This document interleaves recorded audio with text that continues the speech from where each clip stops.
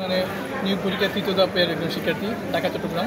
আমরা যখন পরীক্ষা করছি তখন পরীক্ষার আগের রাত্রে প্রশ্ন পাস হয়েছে, এমনকি প্রশ্ন পাস হয়ে অনেকেই পরীক্ষা দিয়েছে। আমাদের দেখা মতে এমনও স্টুডেন্ট আছে যারা পরীক্ষা দিলে 20 নম্বর পাবে না, তারা 75-এর মধ্যে 74-72 পাইছে শুধু প্রশ্ন পাসের কারণে। এই জন্যই আমরা রিড করছি, কারণ আমরা যারা বিশ্ববিদ্যালয় থেকে পড়াশোনা করে আমাদের রেজাল্ট আসেনি। কারণ কি? কারণ আমরা পড়াশোনা করে পরীক্ষাতে 60+ 65 পাইছি, তারা প্রশ্ন পাস করে একটাতে পেয়ে গেছে তারা 75-এর মধ্যে 75। তাহলে আমরা কীভাবে টিকবো?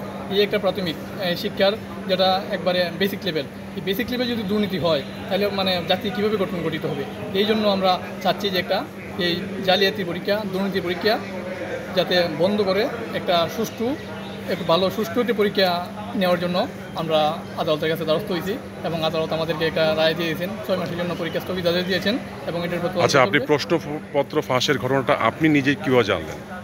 আমরা নিজে জানছি বলতে আমরা পরীক্ষার হল থেকে বের হয়ে আমরা শুনছি অনেকে আমাদের বন্ধুবান্ধব যারা আছে তারাই বলতেছে 75-এর মধ্যে আমরা 74-72 পাবো। কিন্তু সেটা কীভাবে? প্রশ্ন ছাড়া তো এমন কোনো শিক্ষার্থী নাই যে 75-এর মধ্যে 74-72 পাবে। এমনকি তার মানে কি যে স্টুডেন্টকে বলছে তারা 75-এর মধ্যে 75 পাওয়ার যোগ্য না।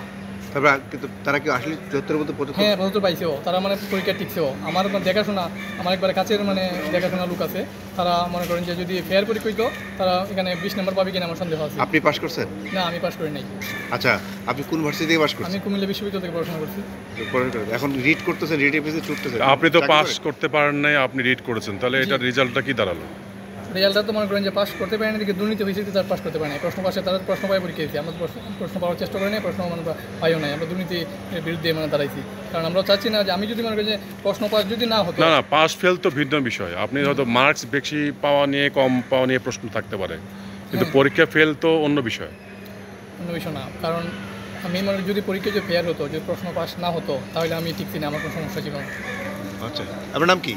আমার নাম জিয়ল রতন দাস, ওকে, থ্যাংক ইউ। জেলা কিশোরগঞ্জ।